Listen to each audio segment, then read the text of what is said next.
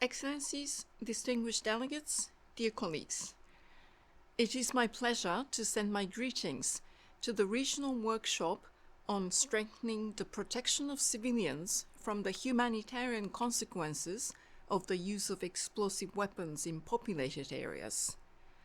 Let me begin by thanking the government of Togo for hosting this important workshop and the continued fruitful collaboration with our regional center, as well as the government of Ireland for providing us with the opportunity for this timely initiative.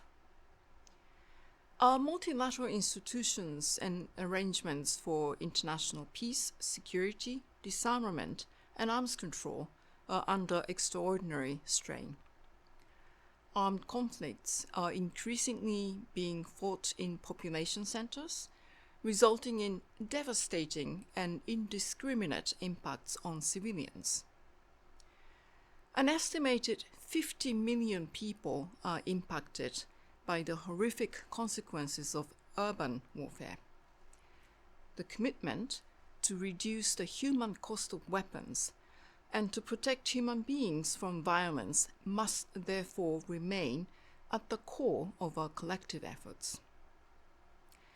Action is not only needed, it is a moral imperative.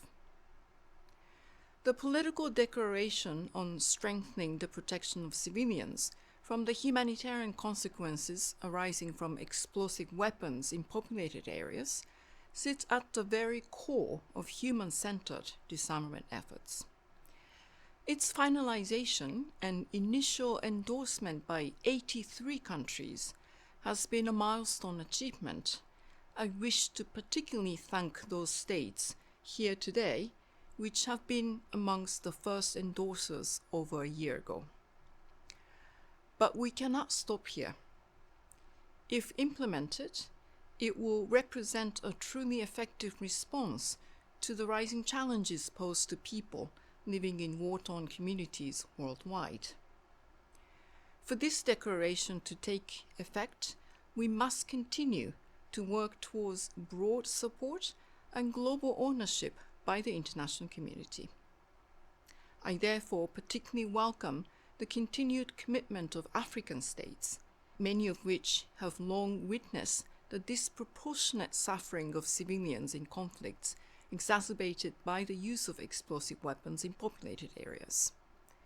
After all, the communiqué on the protection of civilians adopted in Maputo with the support of 19 African states helped garner momentum and bring this political declaration to fruition.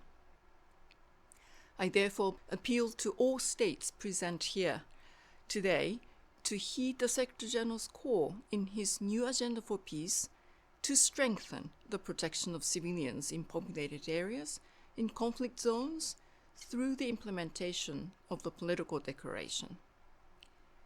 It is vital to ensure African voices are heard in this process.